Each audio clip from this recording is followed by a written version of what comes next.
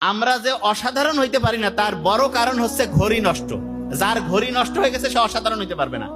যার ঘড়ি ঠিক আছে, তার টাইম ঠিক চলবে, সে অসাধারণ হবে। ঘড়ি নষ্ট করার যতগুলো বুদ্ধি আছে তার মধ্যে সবচাইতে ভয়ঙ্কর বুদ্ধি হচ্ছে রাত জাগা।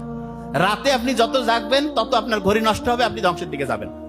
এখন যে জায়গায় আমি ছিলাম, খেয়াল করেন, ইঁদুরের উপরে যে গবেষণা হইল, গবেষণার অর্ধেক অংশে আমি আসছি। তারপরে কি হইলো, বিজ্ঞানীরা দেখলো যে আচ্ছা আমরা এখন হচ্ছে ওই লিভার যে আছে, যেই জায়গায় টাচ করলে মজা লাগে, টাচ করলে মজা লাগে, সেই জায়গাটা থেকে তাকে আমি ওই লিভারটায় উঠাই দিব। লিভারটা যখন সরাই ফেললো, ও আল্লাহ, ওই যে আপনার ইঁদুরগুলো খুব সারাদিন খালি ওইখানে যে লিভারে টাচ করতেছিল, তারা দেখা গেল আর খায়ও না, বন্ধু বান্ধবের সাথে গল্প গুজবও করে না।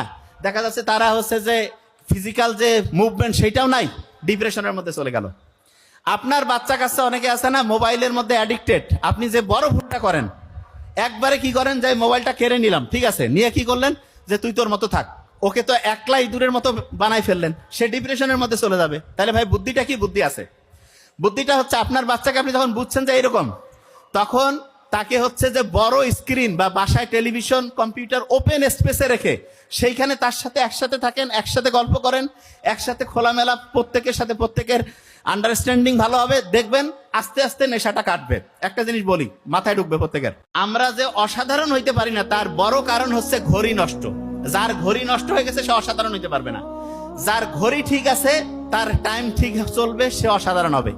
ঘড়ি নষ্ট করার যতগুলো বুদ্ধি আছে তার মধ্যে সবচাইতে ভয়ঙ্কর বুদ্ধি হচ্ছে রাত জাগা।